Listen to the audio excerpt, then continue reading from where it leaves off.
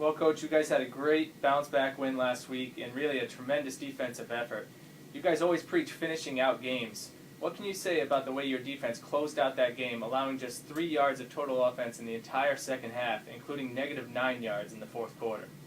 Well, I think a game like that, certainly had a lot to do with what we were able to do up front on the defensive line. I think, the way that offense plays, as we talked about last week, it's very downhill. They back up the offensive line so they can almost get a running head start.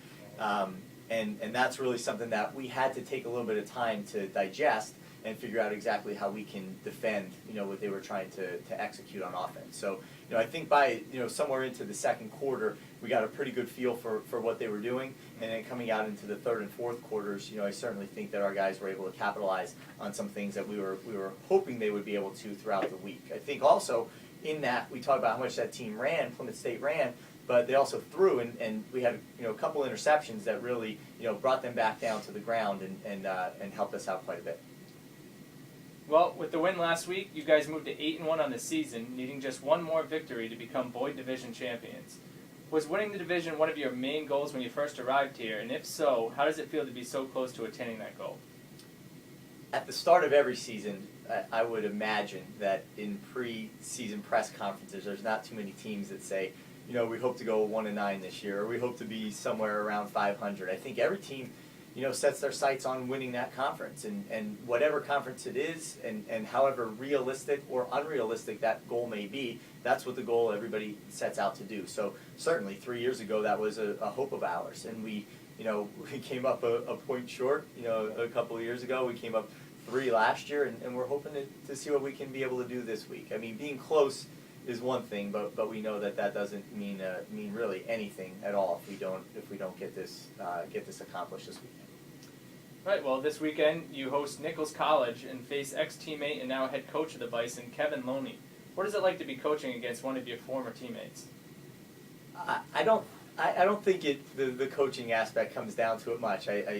Kevin is a very good friend of mine. He's a great person. He's at my wedding, when he was actually coaching at Notre Dame at the time, and we keep that continued friendship going. But a friend of mine most recently reminded me of the old saying that if you win a game, it's all about the players.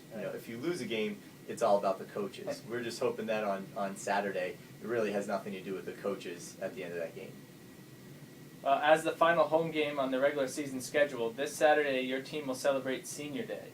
Why is this such a special day, and what can you say about this year's crop of seniors?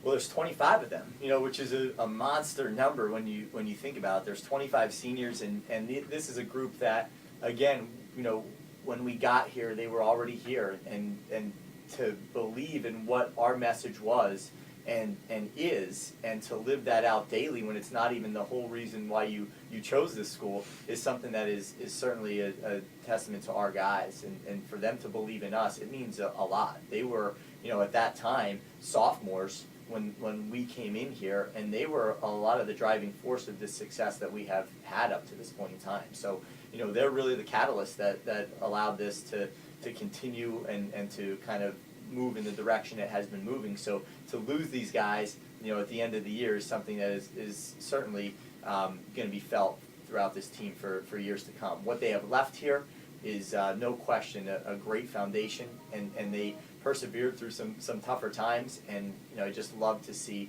them be able to stick together and continue to come out each week and show these younger guys exactly what it means to be a Seahawk and exactly what it means to be a part of this team. So they will be sorely missed, but we still have a little bit more time left with them, so we're certainly going to enjoy that ride. All right, Coach. Well, good luck this weekend, and go get that Boyd Division title. Thanks, Stephen. Appreciate it.